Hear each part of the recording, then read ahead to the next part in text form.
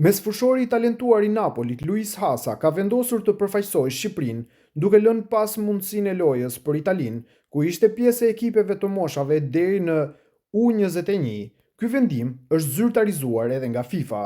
22 vjeçari aktualisht është i huazuar te Carrarese në Serie B, ku ka shkëlqyer me 25 paraqitje, duke shënuar 5 gola dhe dhuruar 3 asistime. Performanca e tij e ka rikthyer vëmendjen e tifozëve shqiptarë dhe trajnerëve të kombëtares.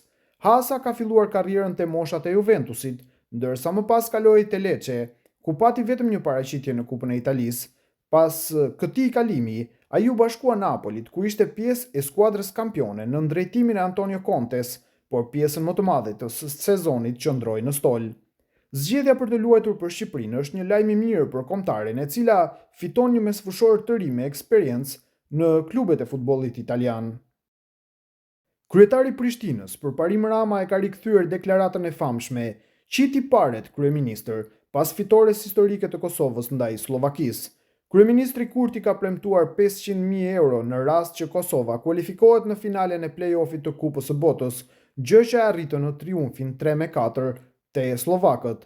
Rama, i cili ishte i pranishëm në Bratislav pranë shumë emrave të tjerë të politikës, përfshirë ministrin e punëve të jashtme Glauko Njufcën, ministrin e kulturës, rinisë dhe sportit Blerim Gashani, kryetarin e Mitrovicës së Jugut Faton Peci, kryetarin e Drenasit Ramiz Ladrovci, ka publikuar një foto nga stadiumi dhe festa e madhe aty.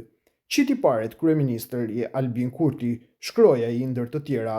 Ndërkohë, Kurti ka premtuar edhe 1 milion euro në rast se Kosova e siguron pjesëmarrje në kampionatin botror ndaj Turqisë të martën e ardhshme.